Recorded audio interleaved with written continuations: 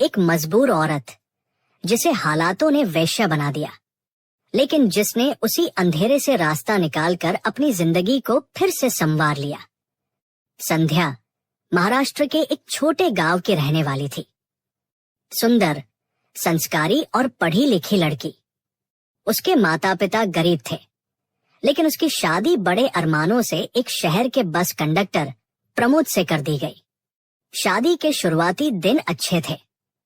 प्रमोद थोड़ा गुस्सैल था, पर संध्या ने सोचा समय के साथ सब ठीक हो जाएगा।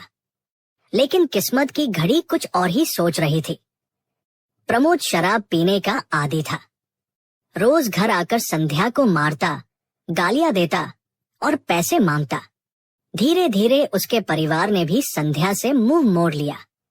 एक दिन जब संध्या सिर्फ 22 साल की थी, प्रमोद एक सड़क हादसे में मारा गया। संध्या के पास कोई नौकरी नहीं थी, एक छोटी बच्ची की माँ थी, किराए का घर और पेट भरने को कुछ भी नहीं। उसने घर घर बर्तन मांजने का काम शुरू किया, लेकिन एक दिन उसे काम से निकाल दिया गया। वजह उसकी खूबसूरती। घर की मालकिन को लगता था कि वो उनके पति को बहकाएगी।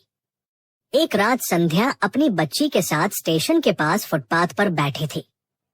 भूख से तड़पती हुई बच्ची रो रही थी। तभी वहां एक महिला आई, रुबीना आपा। रुबीना आपा ने उसे खाना दिया, चाय पिलाई और कहा, चाहो तो मैं तुम्हें एक काम दिला सकती हूँ जिससे रोज 500 से 1000 कमा सकती हो। संध्या ने पूछा, कैसा काम? रुबीना मुस्कराई और बोली, जिसमें शरीर देना होता है पर पेट भरने की गारंटी है। संध्या सन्न रह गई, लेकिन जब बच्ची की भूख, बीमारी और बेबसी को देखा, उसने हाँ कर दी। संध्या को एक छोटी सी कोठरी दी गई, जहां हर रात उसे एक नया ग्राहक मिलता।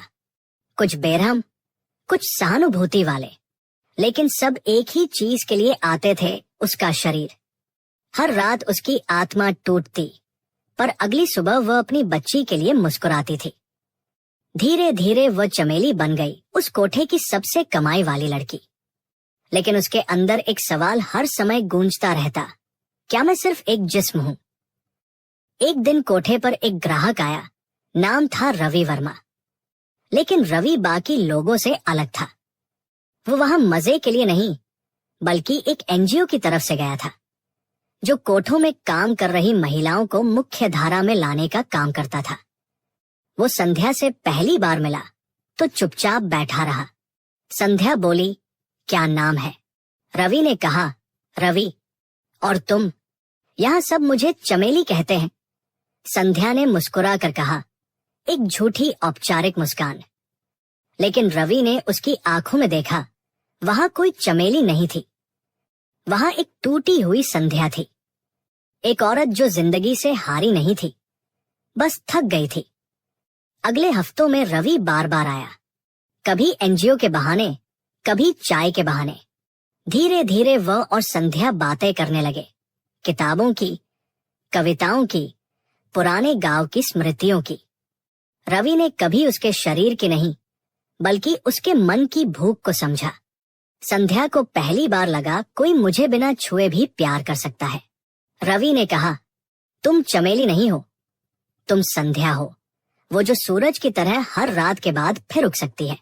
संध्या की आंखें भर आई। उस दिन उसने पहली बार अपनी बेटी के सामने हंसते हुए खाना खाया। एक दिन रवि ने उससे कहा, मैं चाहता हूं कि तुम यहां से निकलो। अगर तुम चाहो तो मैं तुम्हारा इंतजार करूंगा, एक नई जिंदगी के साथ। संध्या ने कुछ नहीं कहा, लेकिन उसकी चुप्पी में हाथ छुपी थी। ये प्रेम सहारा बन गया, एक पुल जो संध्या को अंधेरे से उजाले की ओर ले गया। रवि की मदद से संध्या ने सबसे पहले कोठा छोड़ने का फैसला किया। वो आसान नहीं था। कोठे की मालकिन रुबीना आपा चिल्लाई, कोई यहां से यूं ही नहीं जाता चमेली, तुझे मैंने बनाया है और तेरा हर कर्ज चुकाना होगा। लेकिन इस बार संध्या डरी नहीं। रवि ने एनजीओ के जरिए पुलिस की मदद ली। संध्या को कानूनी संरक्षण मिला। संध्या अब चमेली नहीं रही, रवि ने उसकी मदद से एक छोटा सा स्टॉल शुरू कराया, अगरबत्ती और हाथ से बने साबुन बेचने का। शुरुआत में कोई ग्राहक नहीं आता। लोग फुसफुसाते, ये वही लड़की है जो कोठे में थी। लेकिन संध्या ने सिर झुकाया नहीं। वो हर ग्राहक को मुस्कुराकर नमस्ते कहती। वह जानती थी इज्जत किसी और से नहीं, खुद से मिलती है। इस दौरान रवि और संध्या एक दूसरे के और करीब आ गए।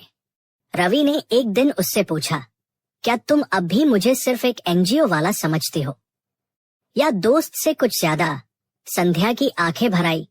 तुम वो पहले आदमी हो जिसने मुझे छुए बिना प्यार किया। मैं इससे ज्यादा और क्या मांग सकती हूँ? कुछ महीने बाद दोनों ने एक सादगी से भरी शादी की। संध्या की बेटी अब स्कूल जाती थी और रवि उसे अपनी बेटी जैसा प्यार देता था। आज संध्या एक महिला पुनर्वास केंद्र चलाती है। नाम है नई सुबह। वो हर उस लड़की को सहारा देती है जो कभी उसकी ही तरह इस समाज की छाया में जी रही थी। वो कहती है, मैं वैश्या थी पर मैं बेशर्म नहीं थी। मैं मजबूर थी पर मैं गिरी नहीं। उसकी कहानी अब शर्म नहीं, प्रेरणा है। अगर आप किसी संध्या को जानते हैं, किसी ऐसी औरत को जो हालातों से लड़ रही है, तो उसकी कहानी मत पूछिए, बस उसका हाथ थाम लीजिए। हो सकता है वो अगली नई सुबह बन जाए। एक मजबूर औरत जिसे हालातों ने वेश्या बना दिया, लेकिन जिसने उसी अंधेरे से रास्ता निकालकर अपनी जिंदगी को फिर से संवार लिया। संध्या महाराष्ट्र के एक छोटे गांव की रहने वाली थी। सुंदर, संस्कारी और पढ़ी लिखी लड़की। उसके माता पिता गरीब थे